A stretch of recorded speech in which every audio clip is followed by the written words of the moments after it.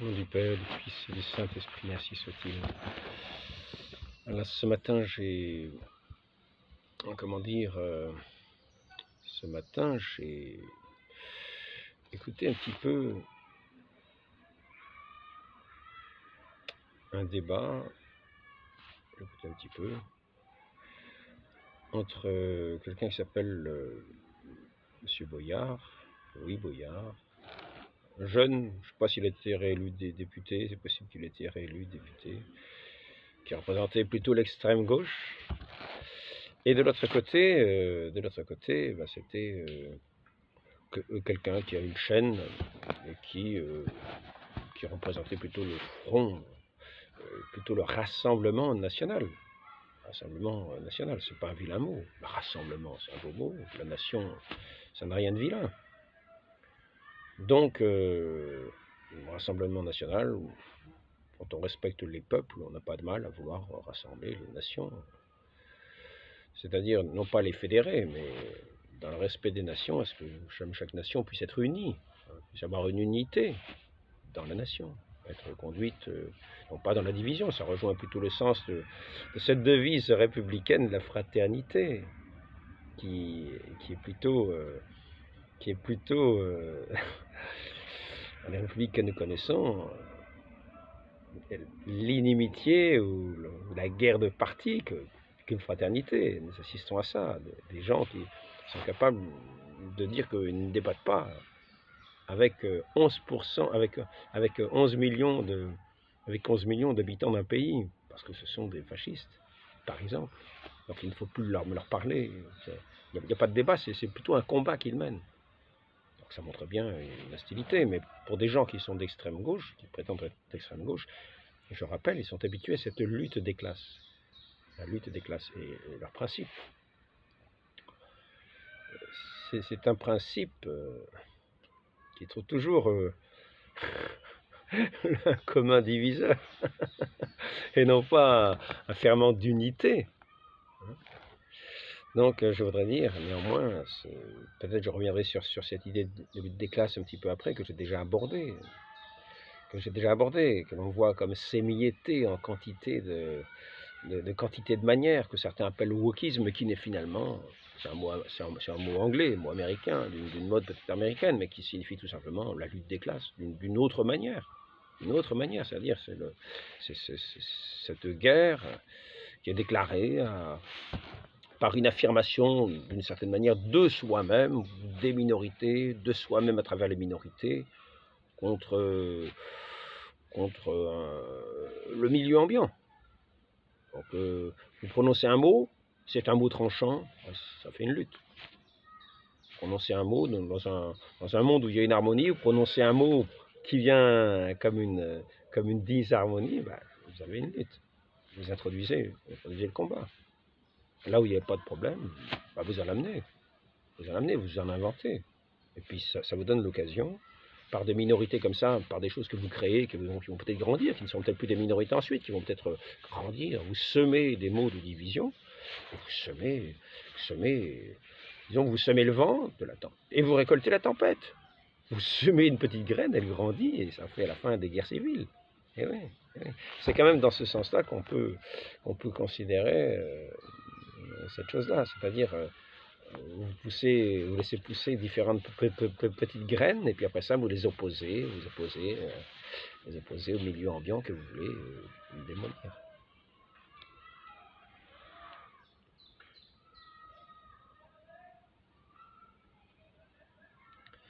Donc, bonjour. Donc je voudrais, ce sujet, parler de quelque chose que j'ai entendu, qui est complètement effrayant. Donc, Rassemblement national, je trouve que c'est une belle idée. Le respect des peuples, il faut respecter les peuples. Le peuple existe, ce sont des faits. Et nous voyons que partout il y a des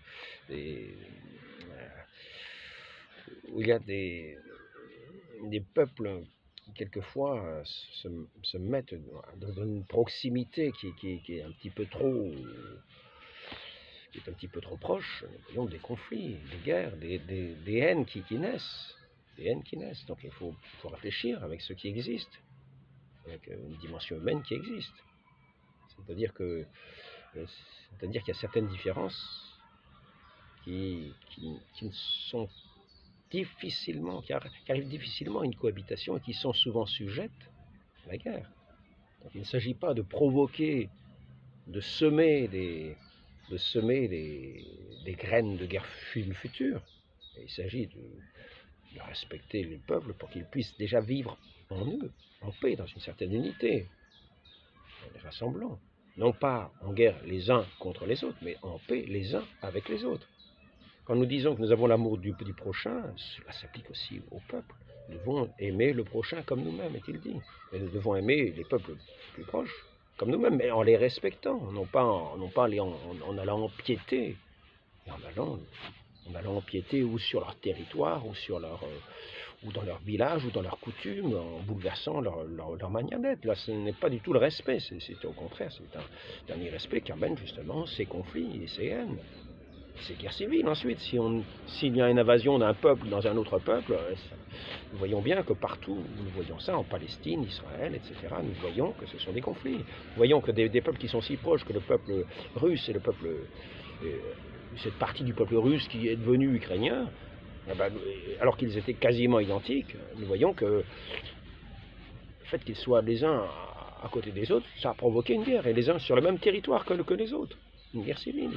D'abord une guerre civile et maintenant une guerre entre États et internationale, qui fait des quantités de morts, qui auraient pu être évitées en respectant justement, le caractère des différents peuples. Il y avait ceux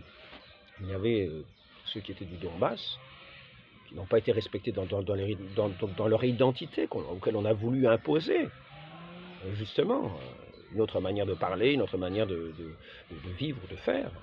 Pas respecté qui ils étaient. Ils ont résisté, ça a amené à un conflit qui fait des centaines de milliers de morts. Donc nous pourrions vouloir et rêver une humanité où tout le monde serait... Mais oui, mais c'est un rêve.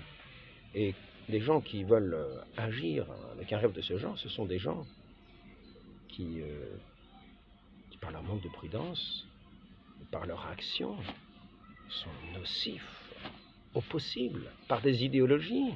Ils arrivent à semer des guerres partout, par des idéologies qui n'ont aucun sens des réalités concrètes, des réalités humaines. On peut très bien dire la paix, mais quand la paix n'est pas dans les cœurs, il ne faut pas l'imaginer qu'elle sera au milieu de ces peuples qui sont divisés, et qui se regardent comme des chiens de faïence, justement parce qu'il y a la suspicion qui est semée. Et voilà. Cela, ça s'ajoute des espèces d'esprit de conquête religieuse, en particulier avec l'islam, qui a un côté très violent, puisqu'il s'agit de semer la terreur pour effaroucher ceux qui sont les incrédules, afin ensuite de pouvoir les asservir. En gros, c'est le sens du Coran, par la force, par la persuasion ou par la force. Quand on résiste, on utilise la force. Donc, il faut savoir qu'en amenant des Corans là où il n'y en avait pas, nous allons arriver dans cette parole de division.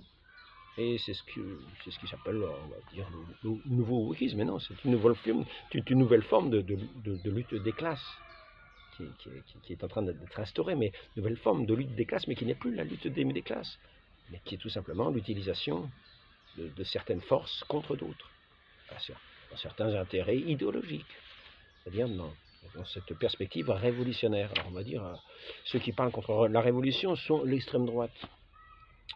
Mais on va dire, oui, la révolution c'est les droits de l'homme.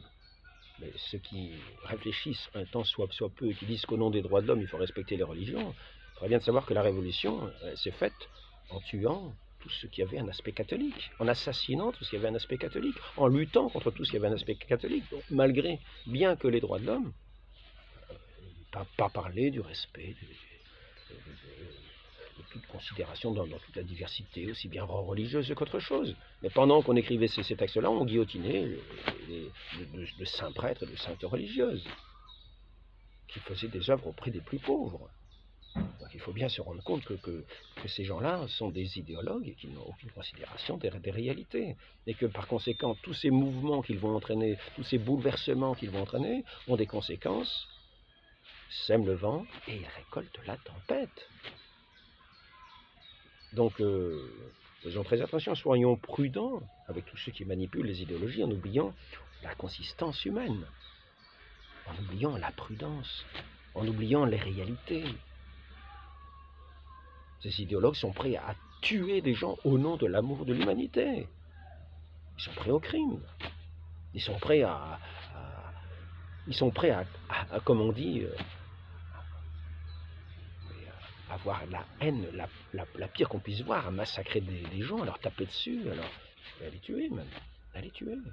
Et à faire en sorte que d'autres forces agissantes qu'ils ont introduites, d'une certaine manière, des nouvelles façons de penser, deviennent aussi les nouveaux sans-culottes de ces nouvelles façons de penser, c'est-à-dire les sans-culottes, c'est-à-dire les forces en quelque sorte nazies révolutionnaires, parce que c'est ça en gros.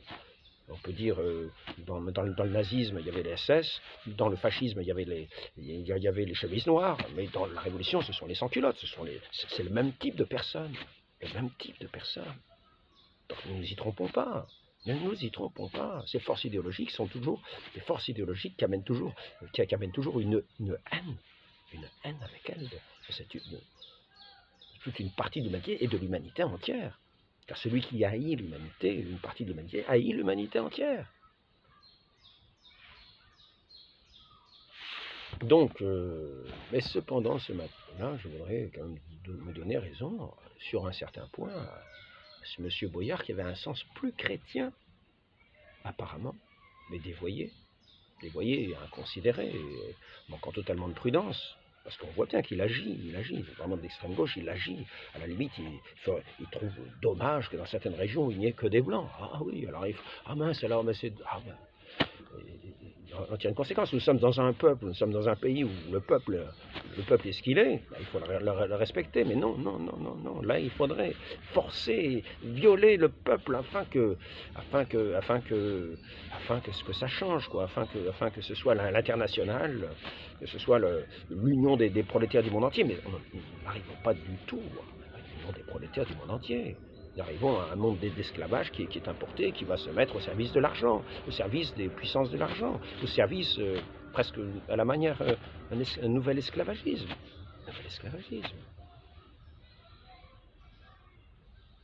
Donc maintenant, donc une question qui est posée à celui qui était plutôt pour le Rassemblement national, et ça c'est inimaginable d'avoir une réponse de ce genre. Je me demande, mais les gens qui se noient en Méditerranée, l'autre monsieur dit je m'en fiche. Bah, c'est pas une question nationale, etc. Je m'en fiche, non. C'était peut-être une façon de parler, mais apparemment, ça montre une méconnaissance des fondements élémentaires, justement, que nous a amené à mettre en lumière la civilisation française qui est fondée, parce qu'elle est fondée sur le Christ, elle est fondée sur la dignité humaine. L'homme a une dignité inestimable, puisqu'il est à l'image de Dieu. Il a une dignité inestimable, c'est ce que nous a appris le Christ.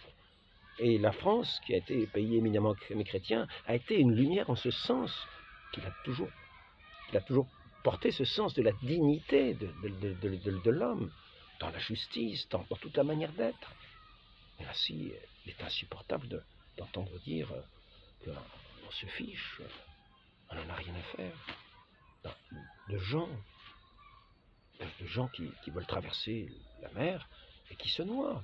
Et quand on a dit ça, on a perdu tout sens de ce que c'est que même la France qui est fondée sur ce baptême du Christ, mais même tout sens de l'humanité. Quand on n'est plus homme, on n'est même plus français, on n'est plus rien, on n'a plus le sens des nations. Si on se fiche, nous, de ceux qui traversent la mer, on peut considérer que ceux qui traversent la mer se fichent des Français de la même manière. Et tout le monde se fiche de tout le monde. C'est une aberration de dire des choses de ce genre. Et je remarque que c'est vrai que souvent, dans des milieux qui se disent plutôt à droite, on a tendance à dire oui, ce ne sont pas les intérêts de la France. Mais il n'y a pas que la question des intérêts. La diplomatie n'est pas une question que d'intérêt. Il s'agit de faire que cette justice qui est propre en France ne soit pas bafouée non plus à l'étranger. C'est ainsi que si on peut éviter que des peuples soient massacrés, que des peuples soient mis dans la misère ou asservis, eh bien la diplomatie d'un pays fera en sorte qu'elle pourra aider ces peuples qui sont ainsi terrorisés ou anéantis ou de façon à leur prêter au moins une oreille attentive.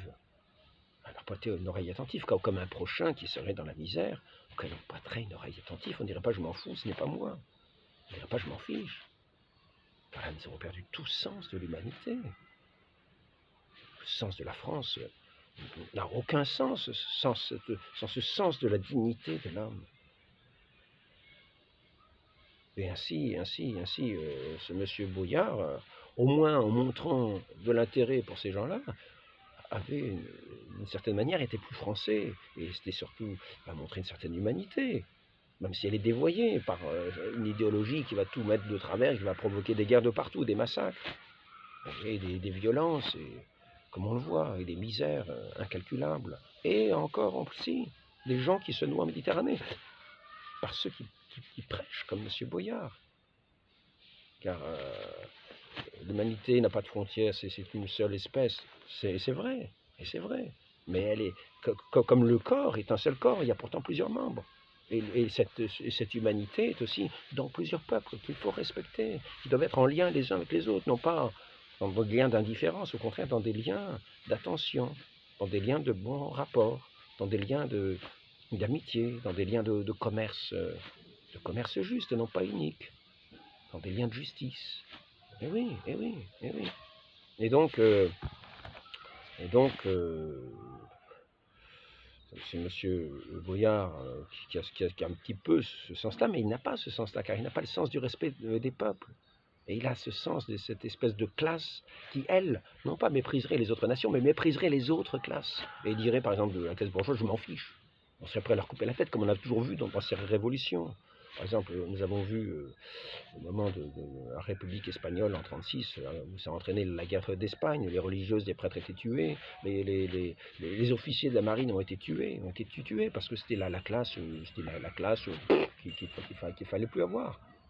Et puis en plus, on en parle d'un point de vue symbolique de ces classes-là. C'est-à-dire, tuer quelqu'un, ce n'est pas tuer quelqu'un, c'est effectuer un symbole. Mais on est dans le domaine des idéologies, non plus des réalités. On est devenu inhumain. On est prêt à bouleverser la terre entière pour arriver à mettre en place son idéologie qui n'a aucun sens. Qui n'est fondée sur rien. Qui est fondée que sur cette haine finalement de l'humanité, cette discorde, cette haine avant tout de Dieu. Ce mépris de Dieu.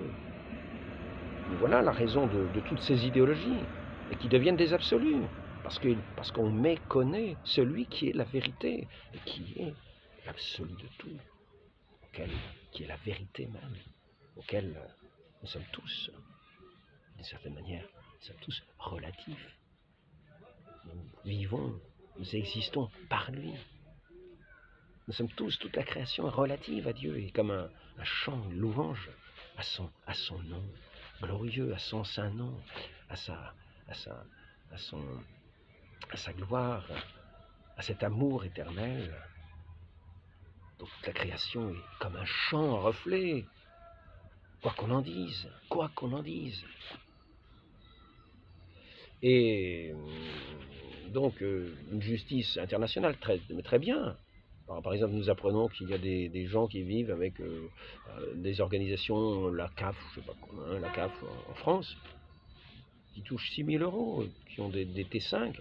C'est sûr que ça va attirer des gens du monde entier à traverser la Méditerranée, à se faire noyer. Quand on est pour de telles dispositions, on est participant à ces gens qui viennent se noyer en Méditerranée. On les attire par une espèce d'Eldorado Eldorado, on est prêt à passer à se mettre dans des roues d'avion pour être transporté dans les airs et à mourir de 2 francs en l'air. On est prêt à passer des bateaux qui quittent à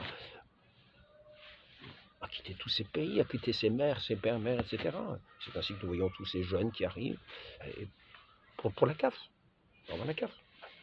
Mais ceux qui pensent de cette façon-là ont qu'à mettre un poste de CAF dans les différents pays, puis envoyer tous les sous de ceux qui ont tous leurs sous dans les CAF à l'international, à l'étranger.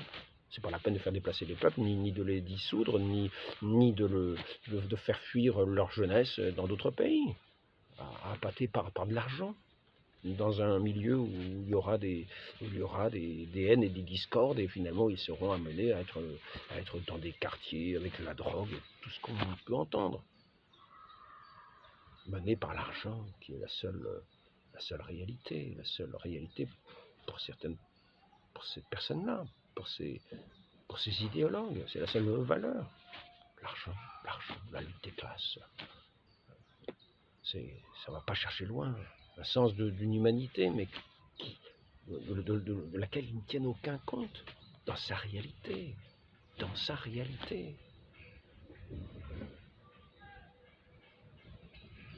Nous pourrions avoir les choses les plus belles, les plus magnifiques. Regardez, je ne dirais pas que c'est vilain, mais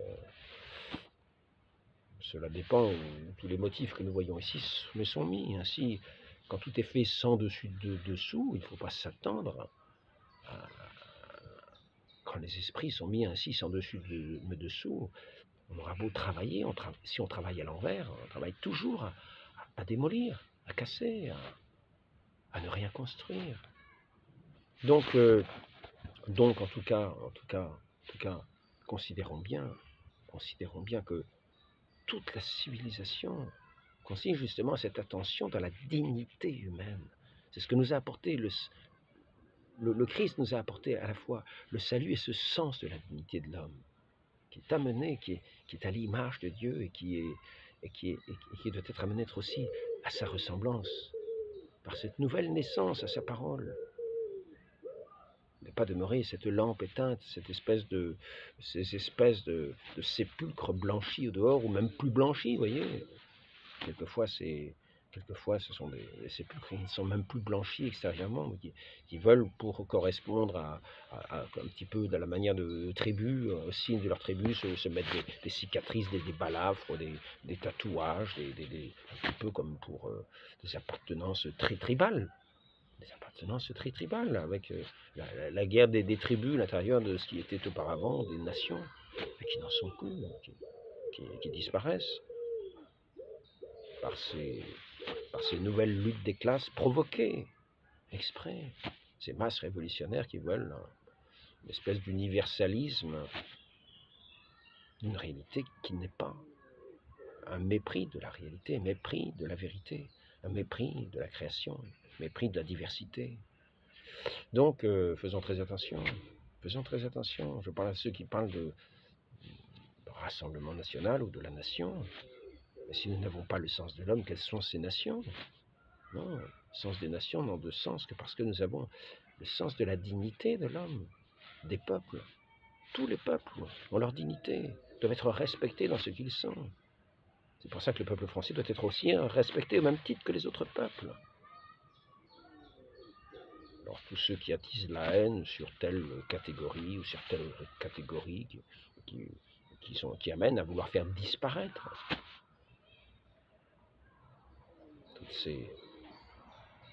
tous ces hommes, toutes ces femmes qui ne correspondent pas, qu'ils ont décrété être les ennemis de l'idéologie, leurs ennemis idéologiques, leurs ennemis des idées, les ennemis dans la tête, qui ne sont ennemis en fait de personne, mais dans leur tête, ils sont devenus des ennemis, parce qu'ils ne sont pas comme eux, et qu'ils ont décrété que c'était la lutte des classes de tous ceux qui n'étaient pas comme eux. C'est eux qui ont cette haine en eux, et qui développent cette lutte permanente. Mais toujours est-il, je ne veux pas parler de ça, ce que je veux dire, c'est que pour ceux qui ont ce sens de la nation, du peuple, le respect du peuple, mais considérons le respect de la personne humaine, quelle qu'elle soit, quelle qu'elle soit, quelle qu'elle soit. Qu'il soit au-delà des mers, c'est le sens de la justice même, le sens même de la grandeur des pays, c'est ce sens de la justice. Et partout où l'homme est bafoué, partout l'honneur des pays est bafoué, quels que soient les pays. Car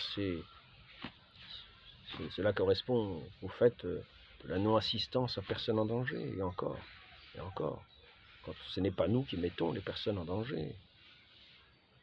Donc, du point de vue de la politique, faisons très attention. Faisons très attention.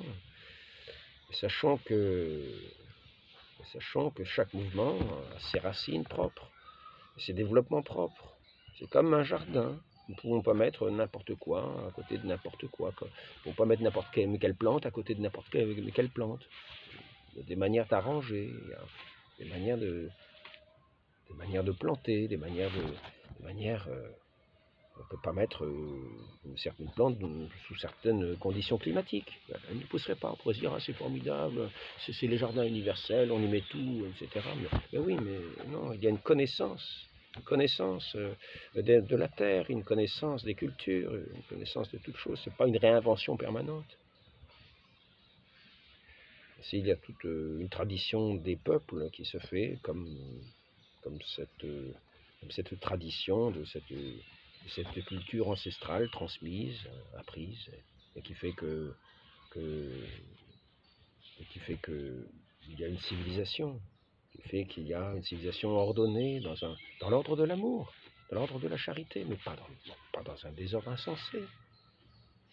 Donc, je m'adresse dans cette vidéo à tout le monde.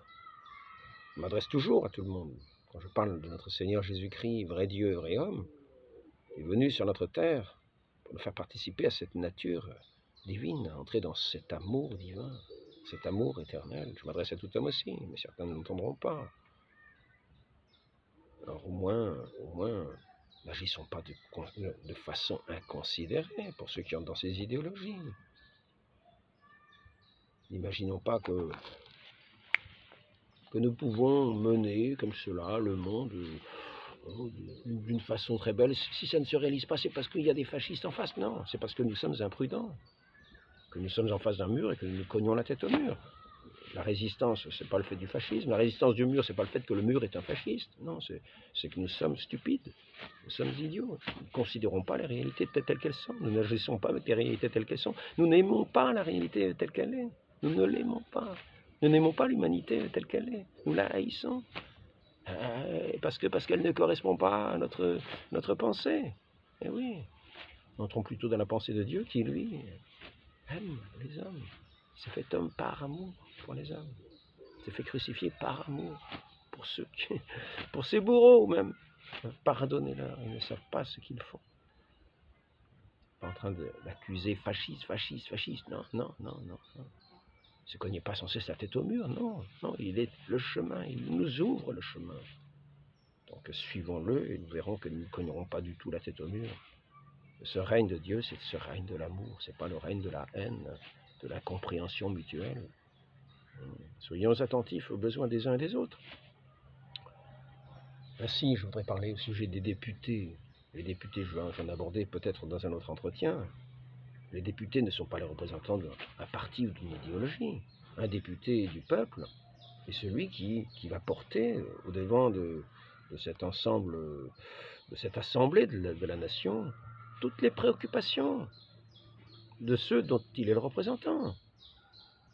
Il n'est pas le représentant d'une idéologie, il est le représentant de toutes les préoccupations, de tous ces gens qui font part des préoccupations qu'ils ont, afin que, devant la nation, l'échelle de la nation puisse y apporter une oreille, une écoute, et aussi une aide, une action pour répondre à des préoccupations véritables. Il ne s'agit pas d'être le représentant d'un parti contre les partis, contre les autres.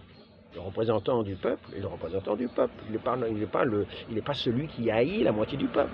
Non, il représente les besoins. Il représente les questionnements des uns et des autres. Que chacun ait ses idées et ses pensées, ça le regarde. Mais quand il est représentant, il représente le peuple. Il ne sait pas de forcer une manière d'être de ce peuple, qui serait un viol des consciences. Non. Le représentant en représente. Il représente le peuple tel qu'il est, non pas tel qu'il l'imagine. Donc devant l'Assemblée nationale, assis tel le représentant. Sinon, il n'est pas représentant. Il est un chef de faction, une espèce de secte. Une espèce de secte qui a remporté une victoire et qui va agir dans sa secte. Mais ce n'est pas du tout un représentant. Ça ne s'appelle pas la démocratie, ça s'appelle l'esprit de secte. Voilà. Donc attention aux représentants, s'il y en a un ou deux qui m'écoutent dans une assemblée, qu'ils sachent quel est le sens de sa présence. Ce qu'est un représentant et ce qu'est un chef de secte. Un chef de faction. Faction. Voilà. Bon, je voudrais arrêter là cet entretien pour montrer que même dans les préoccupations que nous avons humaines, nous ne devons pas oublier ce sens qui est premier, qui est tout le sens de la civilisation française. Elle ne brise de ses feux que parce que elle met en valeur, elle met lumière dans le monde. La civilisation française, elle n'a été lumière dans le monde que parce qu'elle a montré la dignité de l'homme et de la femme, la dignité de l'homme.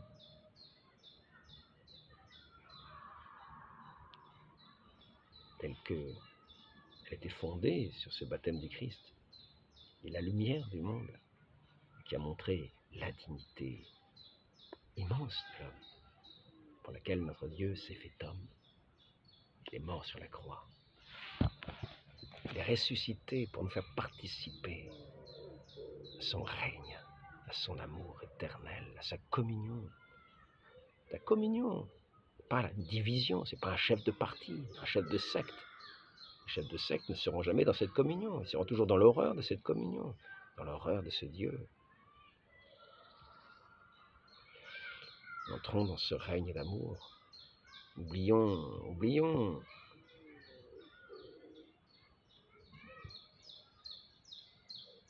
l'objet de nos querelles et de nos haines. Entrons dans la perspective de ce Dieu qui est notre chemin et notre vie, ainsi soit-il. Au nom du Père et du Fils et du Saint-Esprit, ainsi soit-il. Marie conçue sans péché, priez pour nous qui avons recours à vous.